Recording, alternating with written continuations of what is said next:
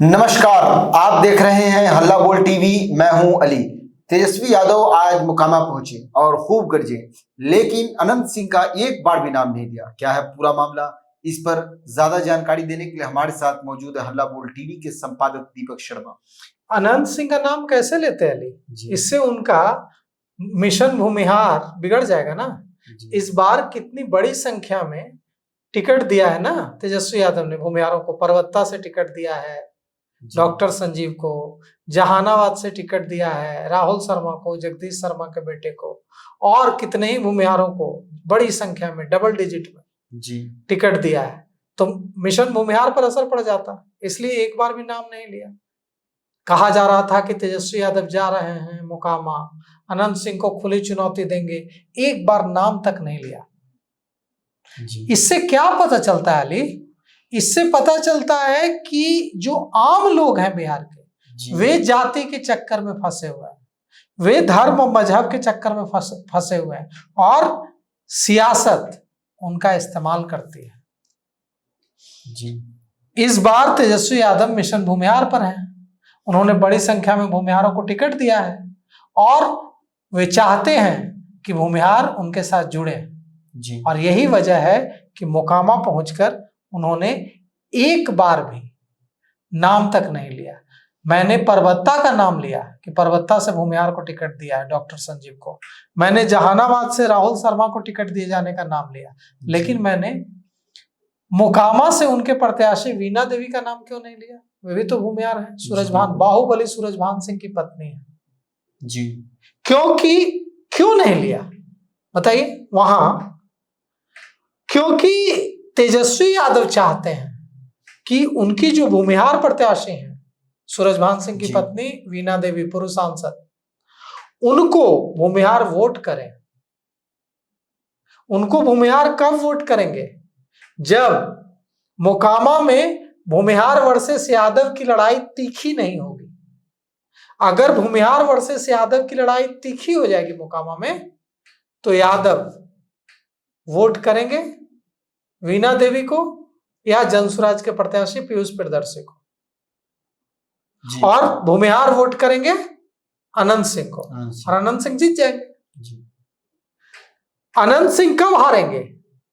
जब यादव वोट करेंगे एकमुश्त एकजुट होकर के वीणा देवी को, और भूमिहार का एक बड़ा हिस्सा टूटकर अनंत सिंह को वोट न कर वीणा देवी, सूरजभान सिंह की पत्नी को वोट कर देगा, तब जाकर आरजेडी मोकामा से जीतेगा। बिहार के अंदर जो जातिवाद है, जातिवाद की जड़ें हैं, ये बहुत गहरी है, बहुत गहरी है। खत्म करने के लिए क्या सिस्टम लाया जा सकता है? देखिए, जाति, यही हम आपको समझा रहे हैं और यही हम चर्चा कर रहे हैं यहाँ पर कि ये जो बड़े नेता है ना, ये जातिवाद का इस्तेमाल अपने फायदे के लिए करते हैं।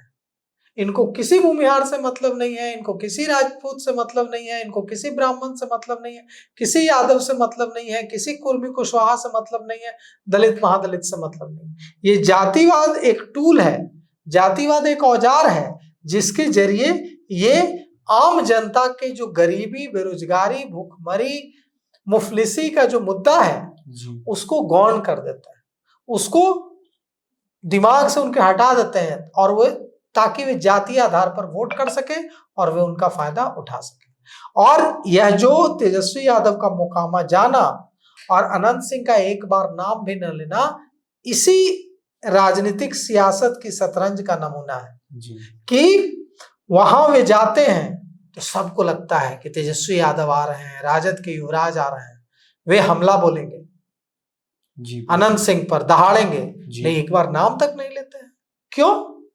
क्योंकि वे नहीं चाहते हैं कि वहां जो लड़ाई है, क्योंकि उनका प्रत्याशी खुद भूमिहार है वहां, तो वे नहीं चाहते हैं कि मोकामा में और दूसरी विधानसभा सीटों पर कहीं भी ऐसा मैसेज जाए कि भूमिहार वर्सेस यादव हो रहा है।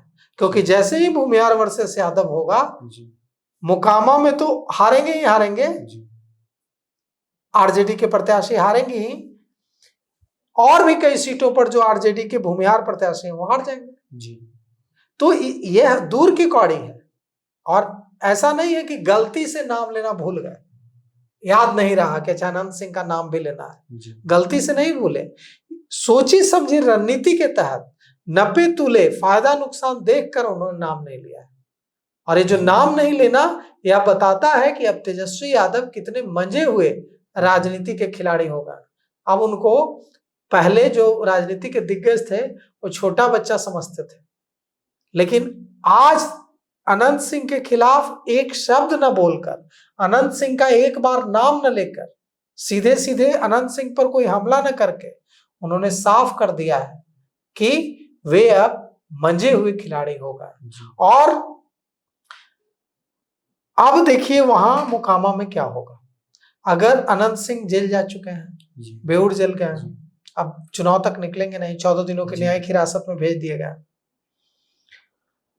उसके बाद डीजीपी विनय कुमार ने साफ कह दिया है कि जनसुराज कैंडिडेट पीयूष प्रियदर्शी की भी गिरफ्तारी होगी।